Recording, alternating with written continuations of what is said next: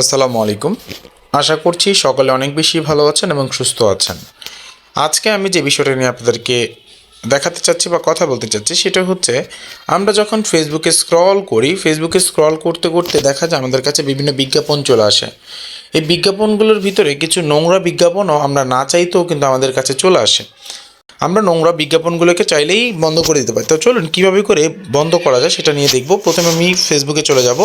এরপরে যে three dash এখানে ক্লিক করলাম, এখান থেকে আমি নিচে গিয়ে সেটিংসে ক্লিক করব। সেটিংস অ্যান্ড প্রাইভেসি, দেন সেটিংসে চলে যাব। সেটিংসে যাওয়ার পর এখান থেকে অ্যাকাউন্ট সেন্টার আমি ক্লিক করব। অ্যাকাউন্ট সেন্টারে ক্লিক করলাম। অ্যাকাউন্ট সেন্টারে ক্লিক করার পরে এখান থেকে আমরা একটু নিচের দিকে আসলে দেখতে পাচ্ছেন এখানে অ্যাড প্রিফারেন্স নামক একটা অপশান দেখতে পাচ্ছেন, অ্যাড প্রিফারেন্স। তো আমি এখানে ক্লিক করলাম, অ্যাড প্রিফারেন্সেস ক্লিক করলাম।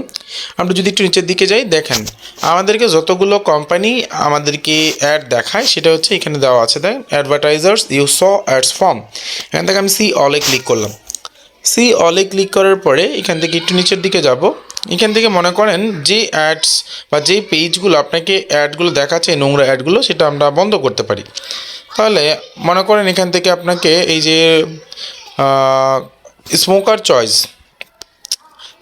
চয়েস এই পেজটা ধরেন আপনাকে নোংরা অ্যাড দেখাচ্ছে। এখানে অনেকগুলো পেজ আছে, আমি একটা দেখাচ্ছি যেটা আপনাকে মানে বোঝার জন্য, যে স্মোকার চয়েস আপনাকে কী করছে, একটা নোংরা অ্যাড দেখাচ্ছে। তাহলে এখানে ক্লিক করবেন। এখানে ক্লিক করার পর দেখেন হাইড অ্যাডসে ক্লিক করলেই হচ্ছে কি আপনাকে এই নোংরা অ্যাড থেকে বিরত থাকতে পারবেন। আশা করছি ভিডিওটা আপনার জন্য অনেক উপকারে আসবে। যদি উপকারে আসে প্লিজ ভিডিওটিতে একটা লাইক দিবেন, কমেন্ট করবেন, পাশাপাশি আপনার প্রিয়জনদের সাথে শেয়ার করে দিবেন।